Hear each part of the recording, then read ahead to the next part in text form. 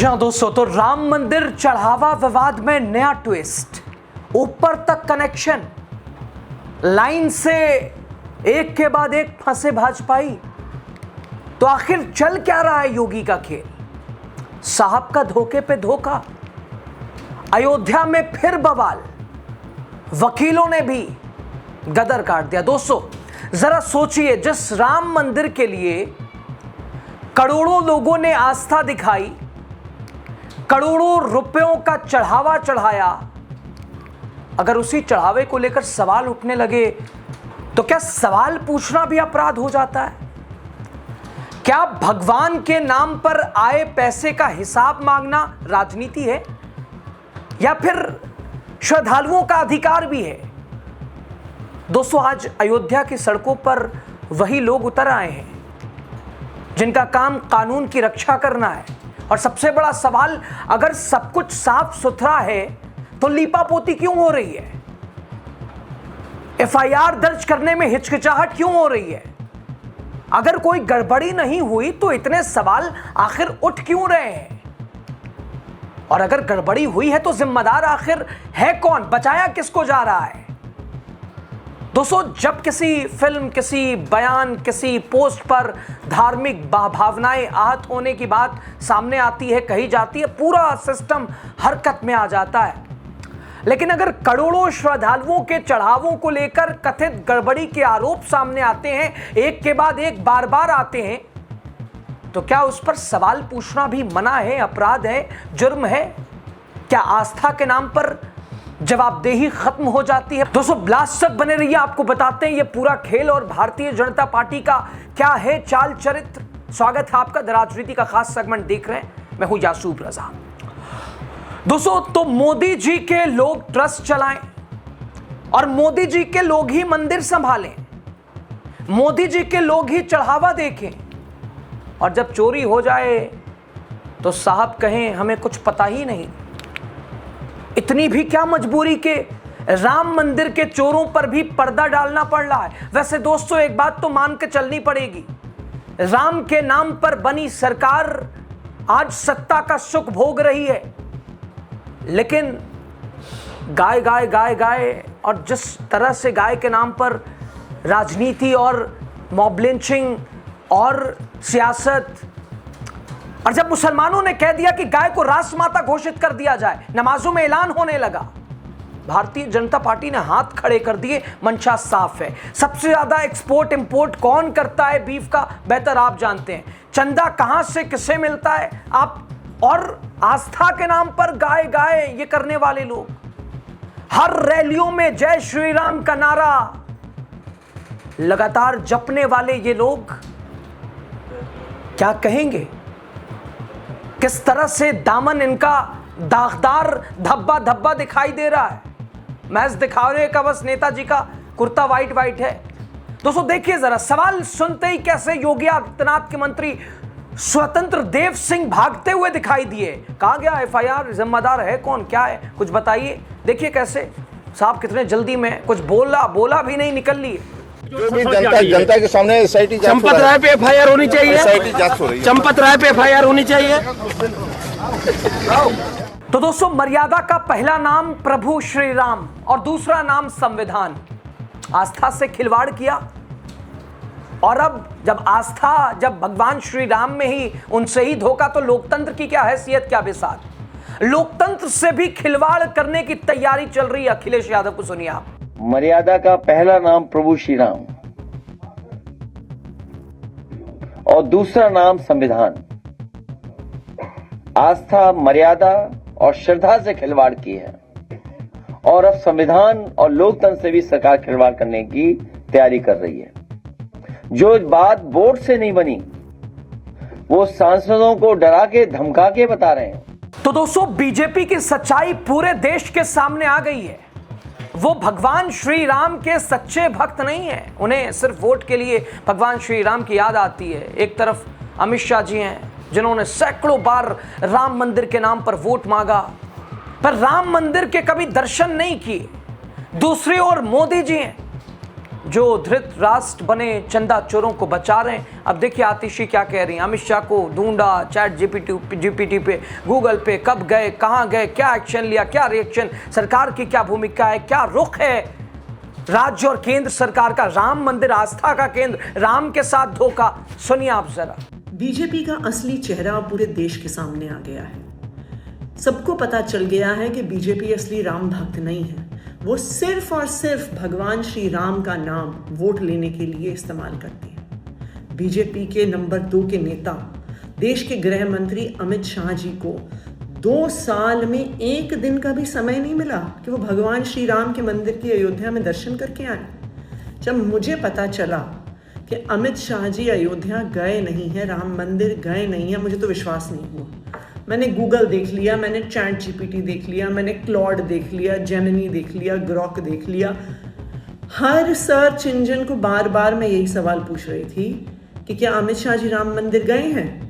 उन्होंने कहा नहीं गए। मैंने कहा फिर से फैक्ट चेक करो। उन्होंने कहा नहीं गए हैं। मैंने कहा उनकी टाइमलाइन देखो। पर कहीं पर भी अमित शाह जी के एक बार भी राम मंदिर जाने का सबूत नहीं है।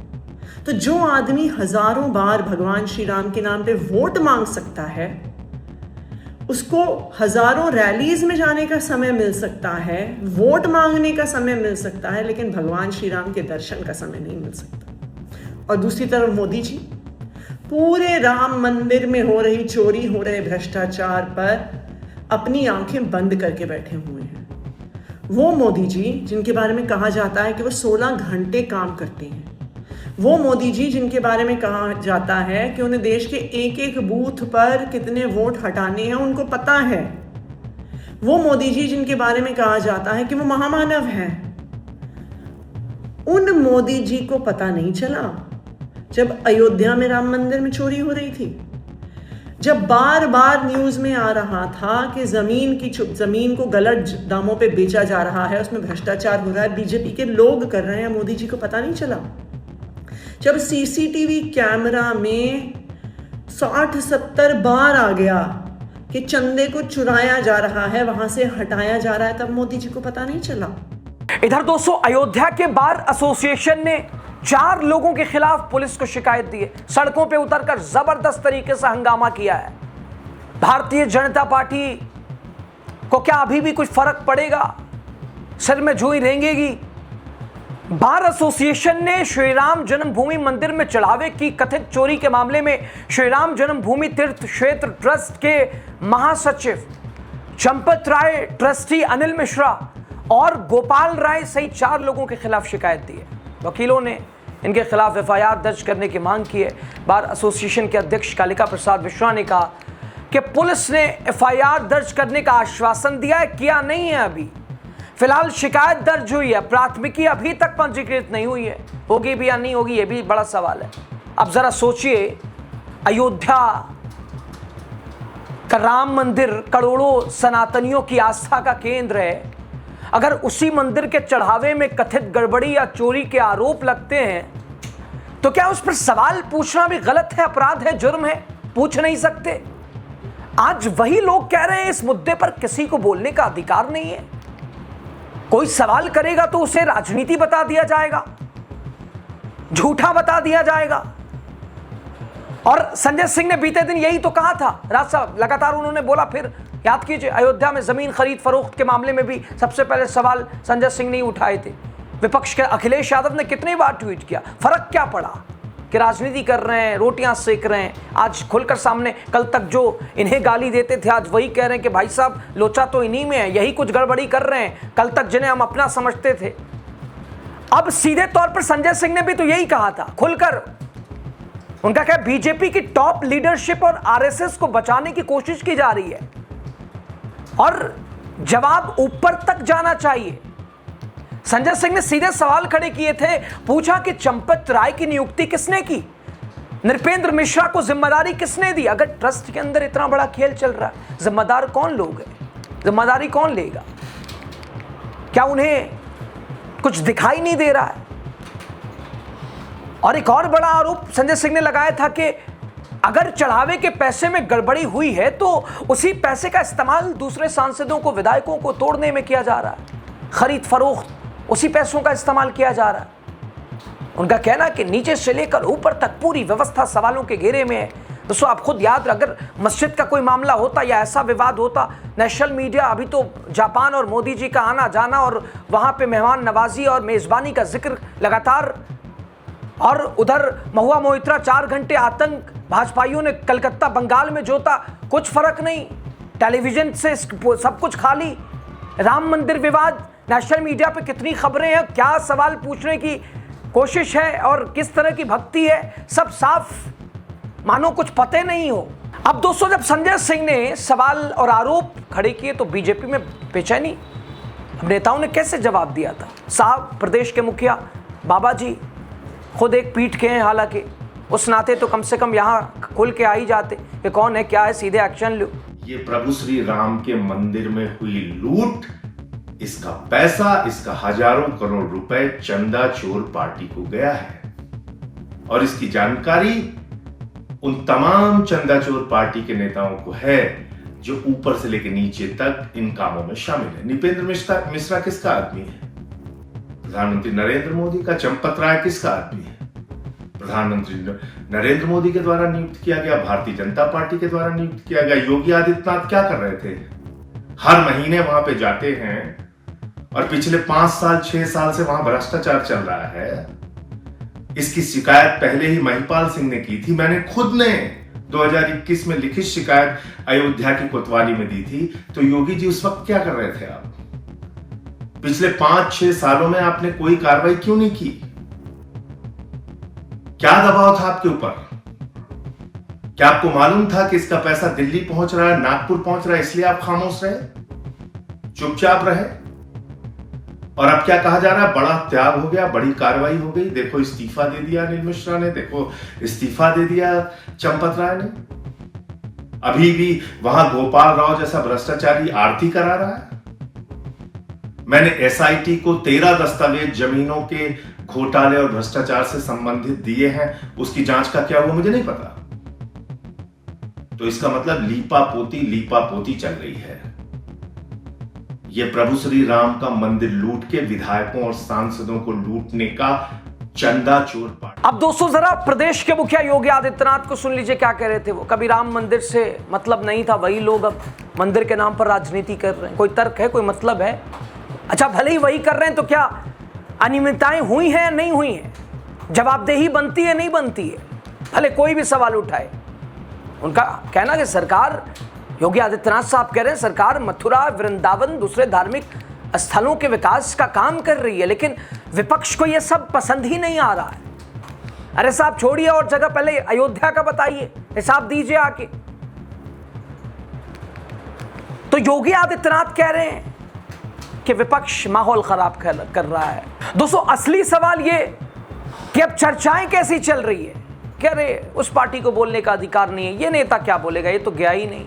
इधर अयोध्या में सड़कों पर वकील अयोध्या बार एसोसिएशन के सेक्रेटरी शैलेंद्र कुमार जायसवाल ने कहा कि संघ के आदेश पर हम यहां पुलिस थाना आए थे, हमसे कहा गया है कि तहरीर दे दीजिए, एफआईआर पंजीकृत कराए। कुल 2500 अधिवक्ता थे, हम वापस चले गए। 10 से 12 यहां आए, प्रार्थना पत्र यहां दिया है और वो पुलिस से लेकर एक पीली पर्ची उन्हें दी है पुलिस ने। उन्होंने कहा कि तहरीर ले ली गई है। तहरीर लेने के बाद उन्होंने कहा कि विधिक राय लेंगे, राय लेने के बाद आगे कार्रवाई करेंगे। जायसवाल ने कहा कि हम लोग भी इंतजार कर रहे हैं, ठीक है, तहरीर दे दी है, आपको कॉपी दी है, रिसीविंग ली है, आगे नहीं होगा तो हम विधिक कार्रवाई करेंगे। एफआईआर दर्ज करने के लिए कहा तो ठीक, पर पुलिस कितना भरोसा किया जा सकता है, करेंगे नहीं करेंगे? अभी तक क्यों नहीं किया? 11-12 दिन हो गए। आगे बहुत सारे रास्ते हैं, बार एसोसिएशन ने कहा खुले हुए हैं, अपनाएंगे हम, हाई कोर्ट जाएंगे, सुप्रीम कोर्ट जाएंगे, बेनकाब करके रहेंगे। कौन है इसमें? 200 चंपत राय श्री राम जन्मभूमि तीर्थ क्षेत्र ट्रस्ट के महासचिव हैं, डॉक्टर अनिल मिश्रा ट्रस्ट के सदस्य हैं, गोपाल राय व्यवस्थापक हैं।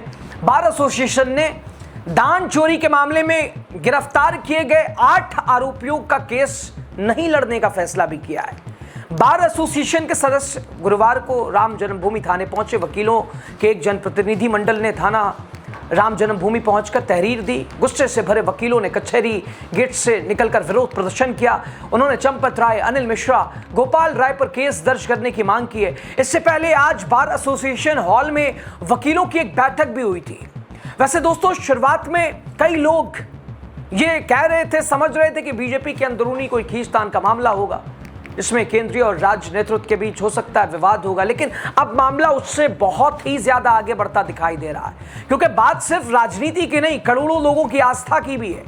अब देखना ये बीजेपी इस पूरे विवाद से कैसे निकलती है। मामला बीजेपी के गले की फांस तो बन ही चुका है, क्योंकि भगवान राम के नाम पर सियासत और रोटी सेकना, गाय के नाम पर सियासत करना, राजनीति करना, टारगेट करना, विशेष तौर पर सेलेक्टिव होकर बात करना, खुल गया सारा पार। एक तरह से सामने कच्चा चिट्ठा, यानी भगवान श्री राम के नाम पर बनी सरकार मानो उन्हीं के साथ धोखा कर रही है। और दोस्तों, तभी तो अखिलेश यादव कह रहे हैं मर्यादा का पहला नाम प्रभु श्री राम और दूसरा नाम संविधान, और ये भाजपाई इन दोनों से ही खिलवाड़ कर रहे हैं। तो अब स्थिति क्या होगी बेहतर आप ही जानते हैं। राय बहरहाल जो भी हो आप दीजिएगा। खबर यूट्यूब पे देख रहे हैं, चैनल को सब्सक्राइब कर दीजिएगा। फेसबुक के जरिए देख रहे हो तो पेज को फॉलो कीजिएगा। आपका बहुत शुक्रिया।